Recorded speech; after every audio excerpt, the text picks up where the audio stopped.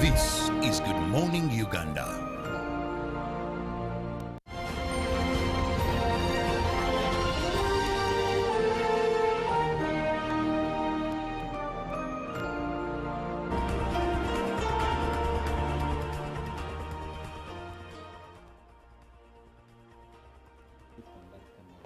Welcome back to the show. We are looking at ensuring safe, effective and cost-effective medicines in Uganda. And like I've mentioned, we do have the head of communications at the National Drug Authority, ABIAS, to speak into this matter. As we delve into a topic that affects Ugandans, all of us, because we access drugs every now and again, and because it's our health, we want to know how safe we can consume this particular product, as well as the quality of drugs that we are taking. Good morning, Abias. Good morning, and to Ugandans, a good morning to all of us. Right. Like you introduced me, my name is Abias Rwamwiri. I'm the spokesperson of National Drug Authority. I know you were asking me, but since I am on the set, I need to mention that the mandate of National Drug Authority, I think, which relates to what we are discussing this morning. We are a government agency that is mandated to ensure that Ugandans have access to safe, good quality and efficacious drugs. Now, for a lack of a better word, efficacious means that the drug should work as it was designed to work by the time me and you access it when we need it. Mm-hmm.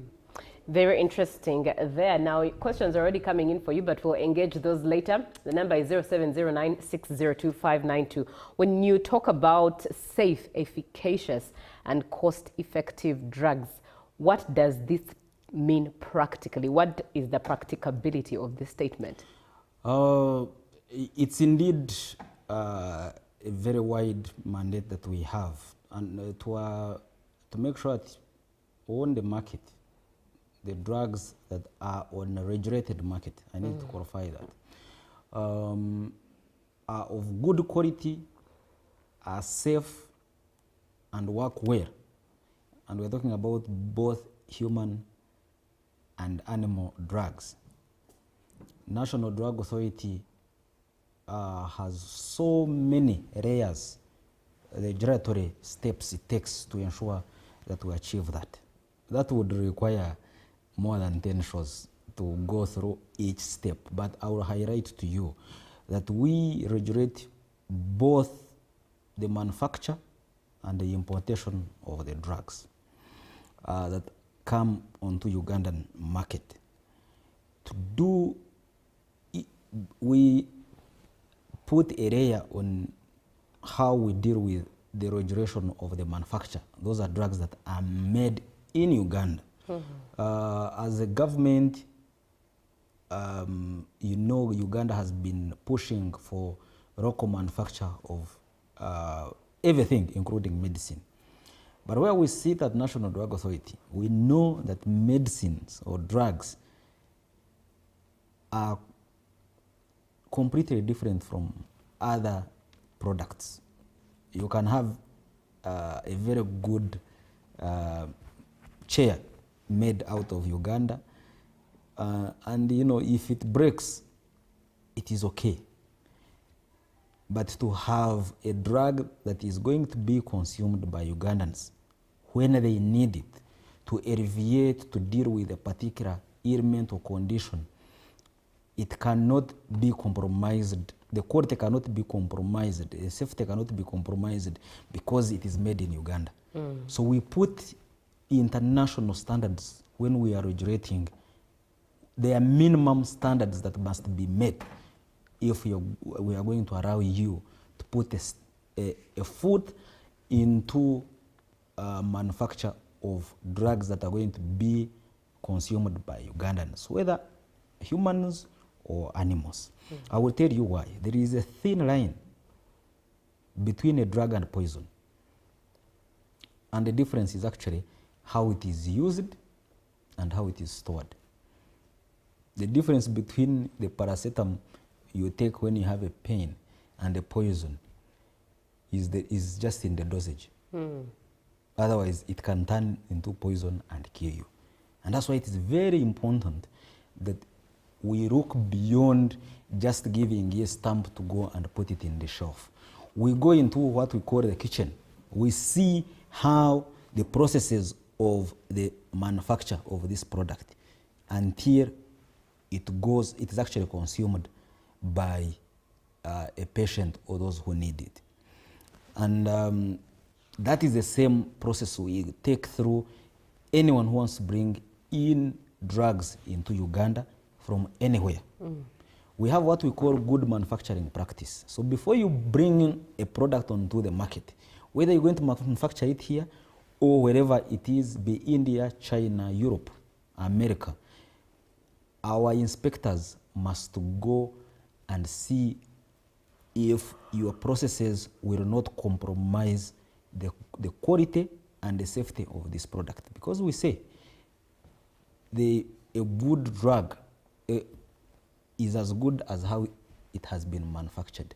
Its quality cannot only be tested, it must be inbuilt through the entire manufacturing process.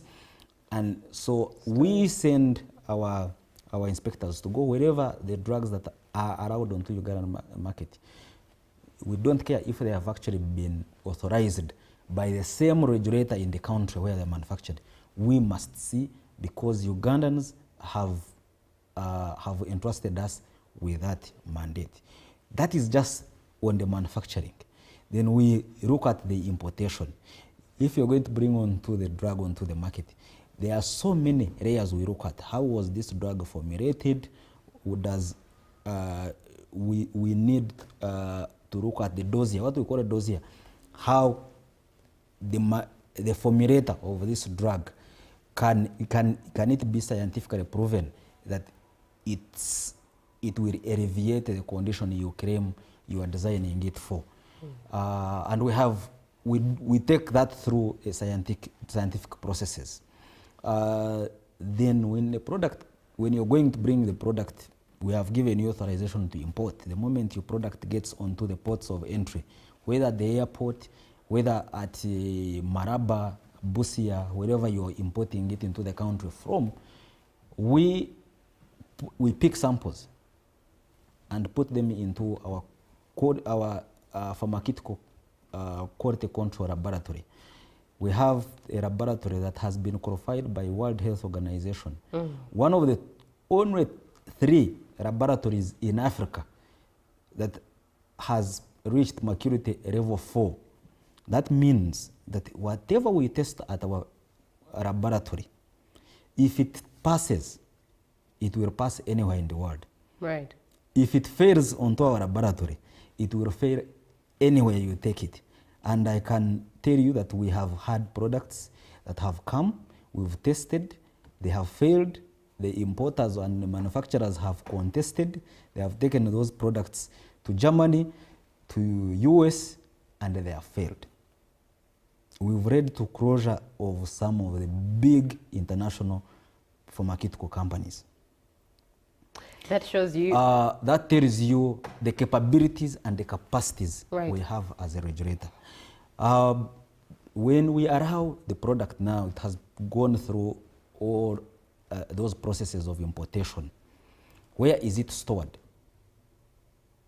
We regulate, we license the warehouses where we're going to store these products. Because medicines are very sensitive to how they are stored, to temperature, to light, to dust, and that's why you must stick on your premises where you're going to keep these products must meet the minimum standards that we put in place. Now, from the store to now where me and you access drugs from, that is a pharmacy and a drug shop, we must license both the premises, again looking at how conducive your premises are, the temperature levels, the dust, the light, and all that, to the person behind the counter who is going to give out to a drug whenever it is needed. because the person behind the counter should have also minimum qualifications, should have minimum knowledge to be able to dispense the medicine. You know that because of the challenges we have as a country, we have a lot of people doing what we call self-medication. And that, that is to do with, in fact, that is to do, and I know you want us to go deep. Yes. I will leave it there. And because of that, we require that the person behind the counter, who is going to give my auntie a drug in Uganda, in Ntungamu, who has no knowledge on both the usage and the dosage, should find a person who at least understands, so that they help them to get this drug. Now, those measures, on top of the others, we hope that the person is able to come and find a drug that is of good quality, safe, and should work as it was designed in a given period of time, because a drug has a life. It has a shelf life. It expires, and we require that whoever is going to give out that drug, we must follow those its lifespan. And on top of, related to that, we don't leave that now that you are qualified, your premises are good, that we say, oh, now we've done our part. No, we have another layer of regulation. We actually follow the drug through its lifespan.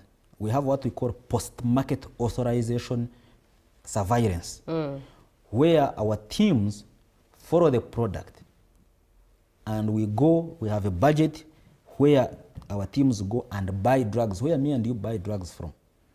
We pick samples and keep testing them into our laboratory to make sure that their quality are not compromised.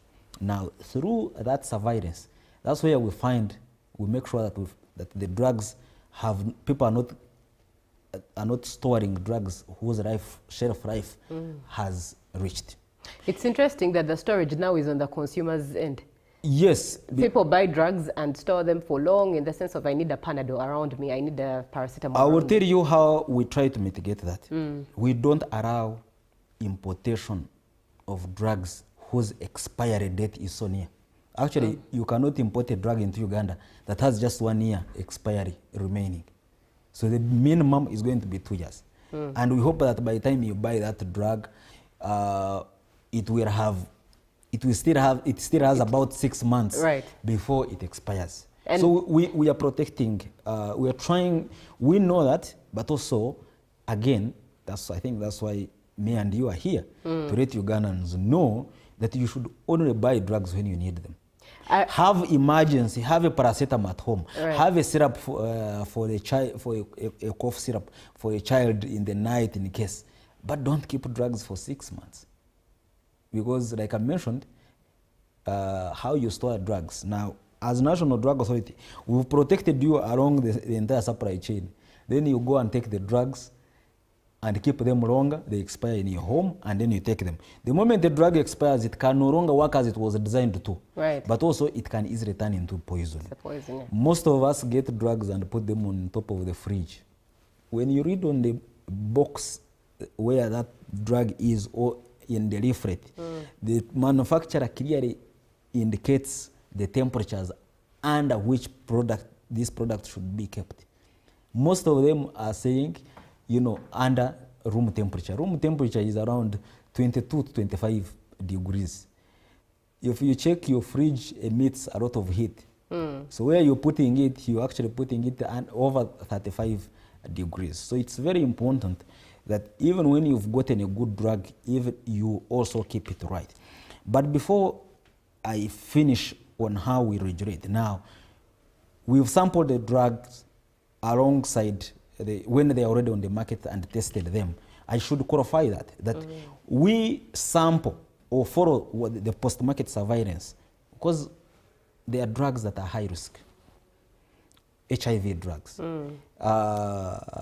anti-malarials, drugs that the biggest population consume, we follow them more. They are at a high risk. So every year we actually we classify drugs that are a high risk. Working with the Ministry of Health and other, stakeholders, then we say this year, these are our products. 100 of them, 200, depending. We have the budget, we'll follow them, pick them, and sample them.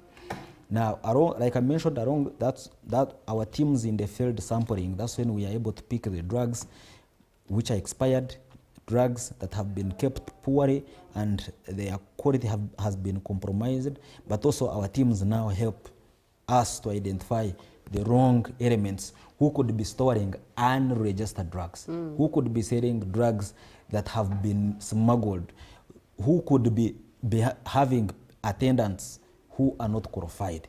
And then the last layer that we have is what we call enforcement. Right. The enforcement is our last breath of our regulatory bullet. It's what we use to force our stakeholders, to force the players in the pharmaceutical business to comply with our regulatory standards. And we only come in when we must protect Ugandans, when we fear that if we don't take a regulatory action, the risk is going to be higher, and that will compromise both the lives of Ugandans and their animals. You have seen in some instances, UBC has covered us nationwide. When we come in and close factories, we close drug shops, we close pharmacies, and the closure has layers also. If you, for example, your license has expired, we want to force it is to make sure that you comply.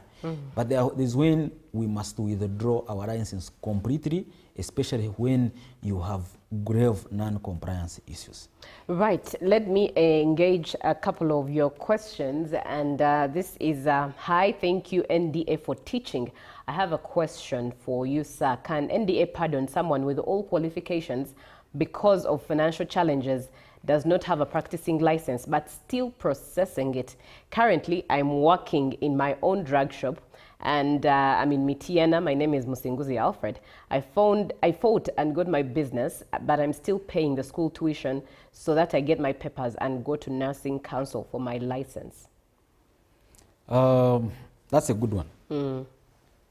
The viewers need to know that National Drug Authority, the license fees we put in are not to frustrate people who are in the business. Neither are they put as our major source of revenue. It's a minimum requirement to commit this person who is coming in into this business, that they know that they have a business obligation. Let me tell you, to put up a drug shop, the license you pay to your National Drug Authority for a full year is under 150,000 Uganda shillings. National Drug Authority spends more than 2 million to supervise that drug shop. So for us, it's not about the revenue.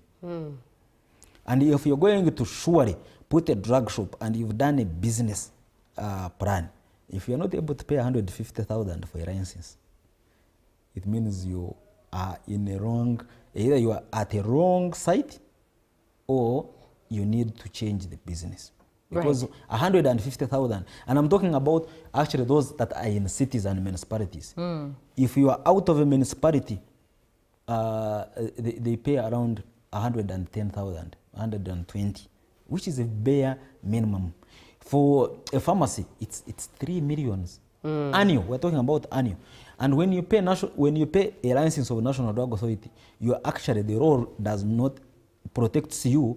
The law protects you from paying other licenses, the trading licenses in the councils, so that it should be affordable by anyone coming into this business. Now, the question, the person asking the question, seem actually not be worried about the money, but they don't have the qualifications. You hear that they want to first get their license from the nursing council. Now, that one we cannot allow, because we cannot be sure that you are qualified until you've finished your school. It's just like someone saying, I want to be a journalist, but I need to first finish my exams at Makerere. So UBC, can you allow me to be working here? No, thank you. You can only come here as a student. Right. On internship. Those rules cut across everywhere. Right. Very interesting. Now, Mark Morgan Kalibala asks, what happens to all the expired drugs in the shops? Do you collect and resell them in villages? There are many expired drugs all over the country in drug shops.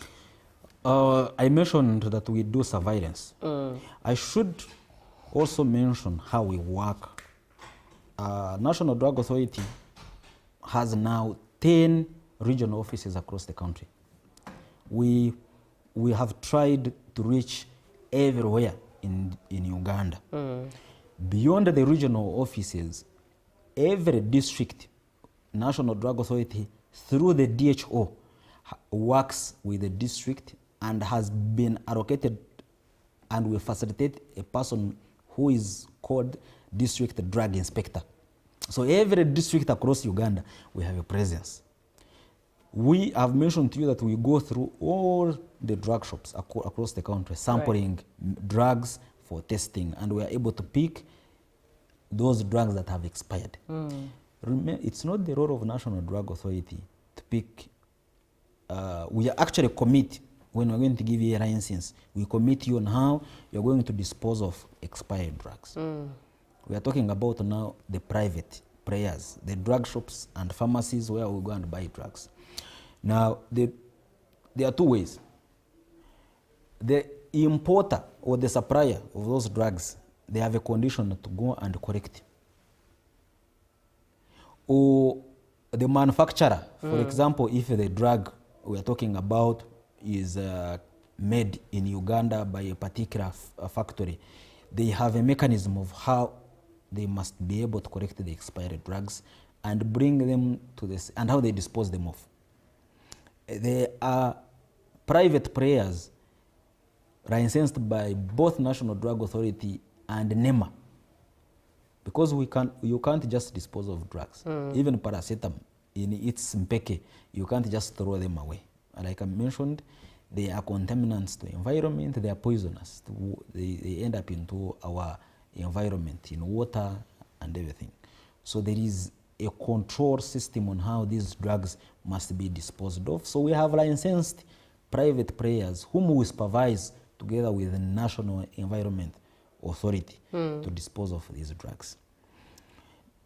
That is now for players, for private players. For government, NMS has a mechanism of how they collect drugs, starting from health center to the National Referral Hospital. And when they collect those drugs, they invite the National Drug Authority and we supervise the destruction. Destroying medicine comes at a fee. Right.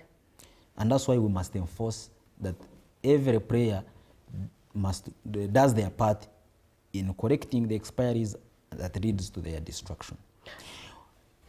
When someone says that the country is full of expired drugs, right, it should be important, it would be helpful, and I will share our contacts, that they let us know where did they see these piles of expired drugs. Right. But it's true, every outlet, pharmacy or drug shop, have a section actually where they should be keeping, and we supervise where they keep their expiries. And there is a period where they must dispose of those expiries under the supervision of a regulator, National Drug Authority, working with NEMA. Right. Let's look at how the NDA ensures to strike a balance between affordability yet also maintaining quality. What is affordability? Affordability is at the tail end of which is the consumer. Consumer, yes. It's a difficult thing, but I will tell you what we do as a National Drug Authority. If you look onto the market, there is what me and you call Panado. Panado is actually paracetamol. There are so many brands of paracetamol, locally manufactured, others coming from the region, others coming from India, China, Turkey, Europe, USA. And they come at a different price. The price does not mean actually translate into the quality. The price is usually determined on the cost of to bring this drug to you. The cost of manufacture, the cost of importation, the taxes this guy had to pay depending on where the drug came from. That's why the same paracetamol made over the same quality made in Uganda is cheaper than the one that is made in Kenya, because someone had to pay fuel to bring it here and clearances at the borders. And of course, the one in Kenya is cheaper than the one that is made in India. The one that is made in India could be cheaper than the one that is made in the UK.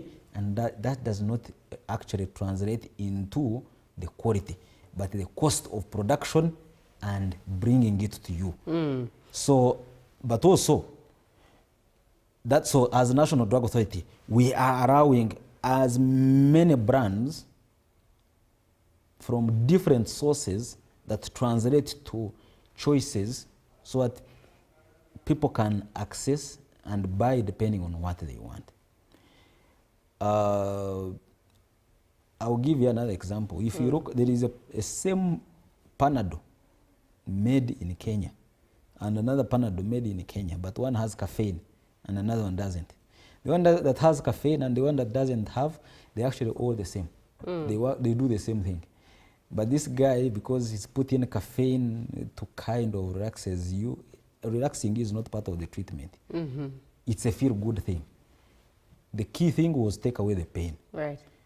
So the one that has caffeine with a feel-good will be slightly pricey. So we've allowed the same brand. We have given you a drug in different types for you to choose. Right. The other key thing is, yes, so we allow as many products on the market, so that, and that creates a competition, demand and supply, right, and that suppresses, the issues of access. The other key thing, the biggest cost for a patient is usually on accessibility, not even affordability. And to do that, we have licensed drug shops, pharmacies across the country. That now, as we speak, there is at every village in Uganda, there is a licensed drug shop. Drug shop, yes. And that makes it so easy for someone to access a drug. Then another key thing is, if you get on the big malls, let's say Acacia, someone who puts a pharmacy in Acacia pays a higher rent. So their drugs are going to be slightly expensive. But guess what? Outside the Acacia, there is a pharmacy that we've put there. They are paying a cheaper rate, so their drug is going to be slightly. So those are the mechanisms we are praying to make sure that we have affordable drugs. The other last thing is to make sure that we have the local manufacture of medicine. And as National Drug Authority, we've been promoting that. We've subsidized. We literally don't charge. We put a lot of holidays for anyone, tax holidays through working with government, but also licensing is so low, and we are putting even a higher tax on anyone importing the equivalent of drug being manufactured here, so that we allow local manufacture of drugs, and we know that will put the prices lower.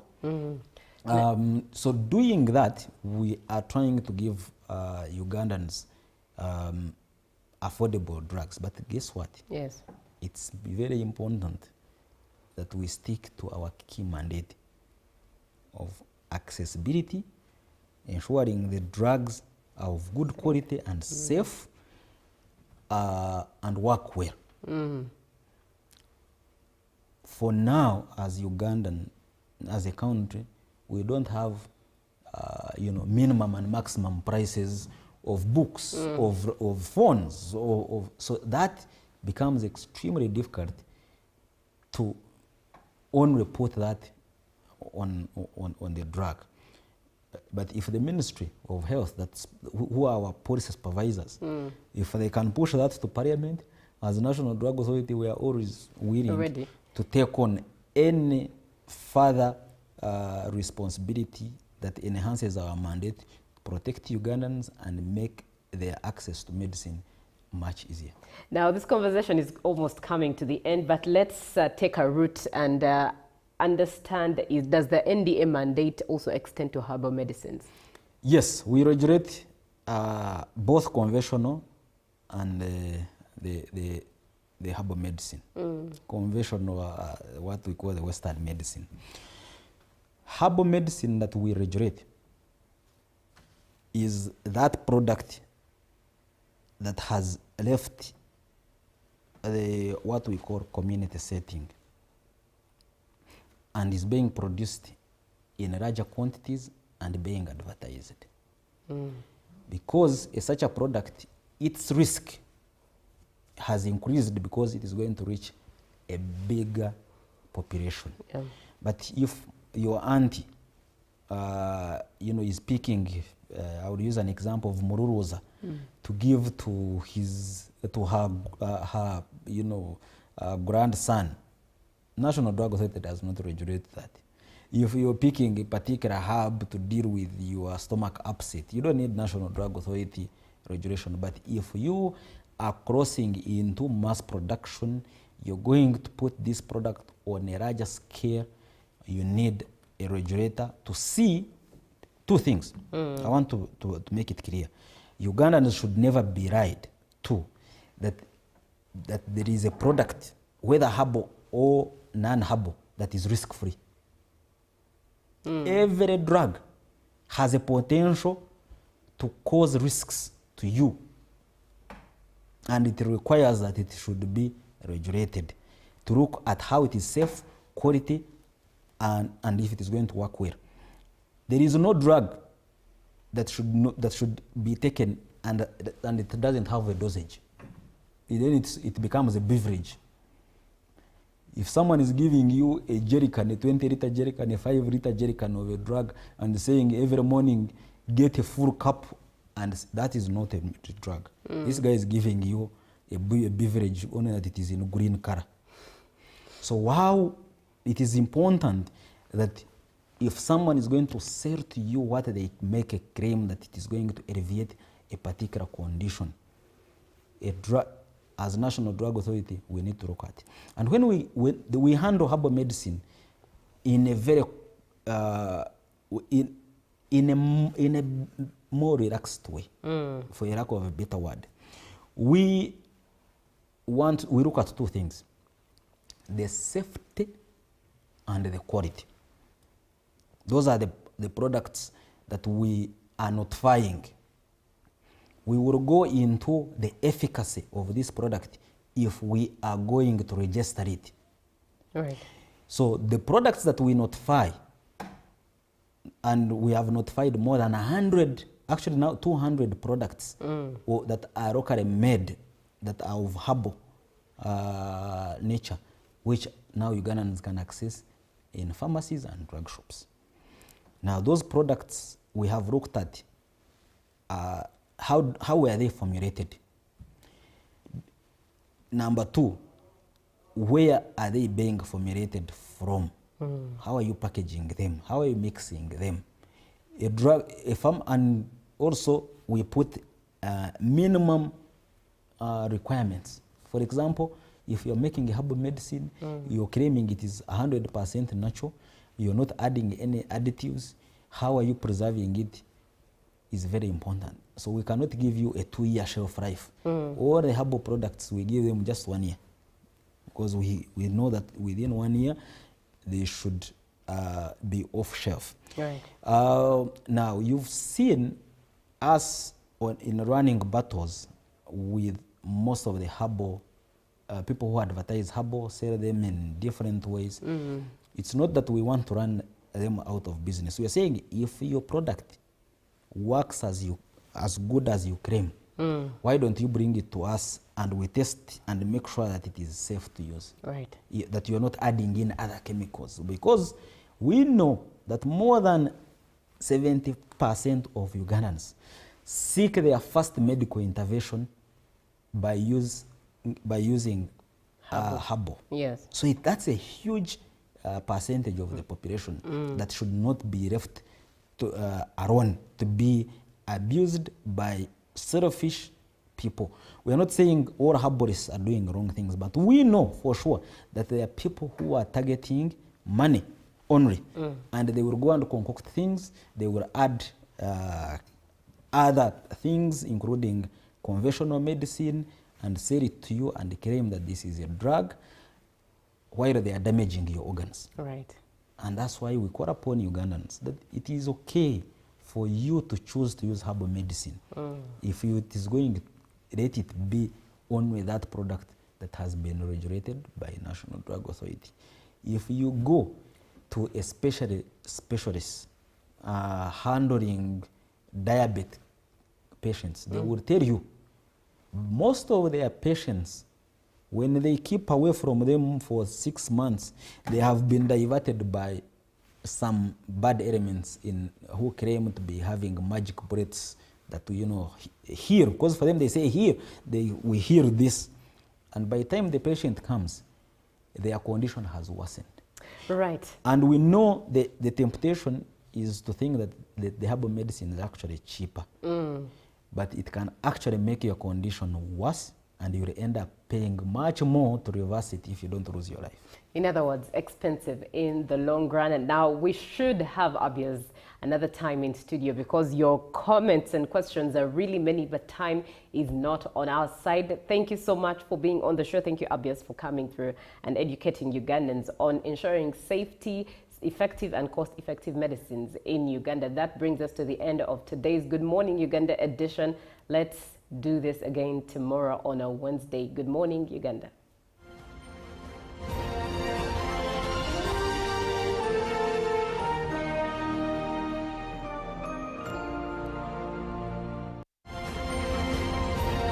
Live from UBC Studios in Kampala, this is Good Morning Uganda.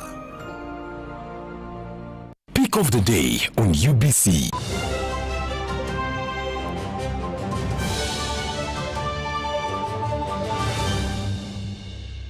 Was brought to you by I'll call you every day, yeah, yo, baby, don't. You can now get all the Chibuzi out with MTN voice bundles. Call all networks. Kubei Dondoro. Buy a 25-minute voice bundle for only 1,000, or buy any daily voice bundle of your choice. Dial *100 *21 hash and select daily, or use the My MTN app. When we talk together, we are unstoppable.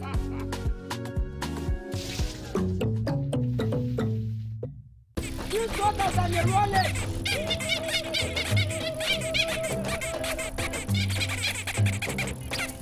Bobby, again! What's the drama? Drama, colleagues, elections for special interest.